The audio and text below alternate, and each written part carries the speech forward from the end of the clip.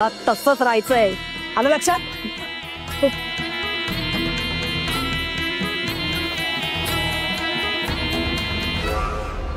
मला तर आज एवढं टेन्शन आलं होतं ना, मला वाटलेलं त्या लय चिडल्या असतील माझ्यावर. अहो पण चिडणं राहिलं लांब, त्यांनी तर माझं एवढं कौतुक केलं ना, आणि मला आई म्हणायला पण सांगितलं.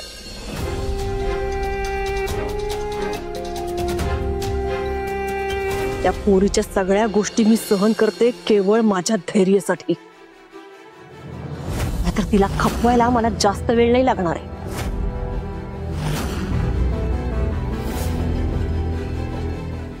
जाम फडफड करते ना ती. तिची पंख छाटायला सुद्धा वेळ नाही लागणार मला. आणि काय ग, या घरातल्या मोठ्या सुना आहात ना तुम्ही?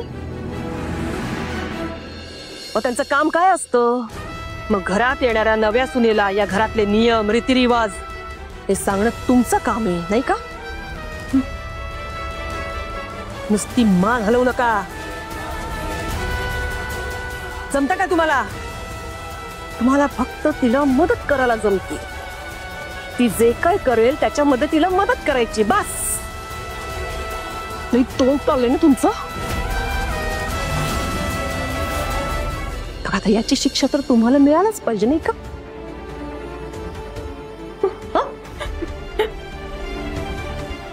थांबायचं. मी येईपर्यंत हलायचं नाही कोणी.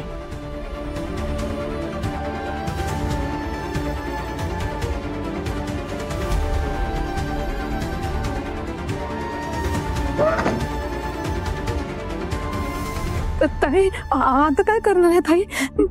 माहित नाही कुठली शिक्षा देणार आहेत.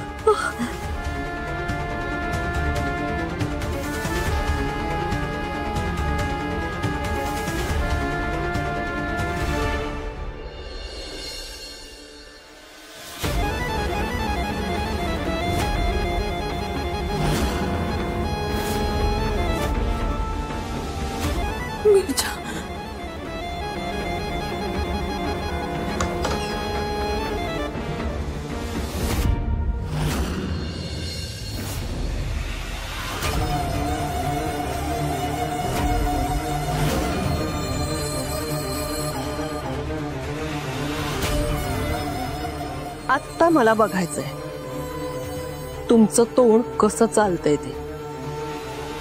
या मिरच्या आणि या तुम्ही खायच्या. आणि तोपर्यंत खायच्या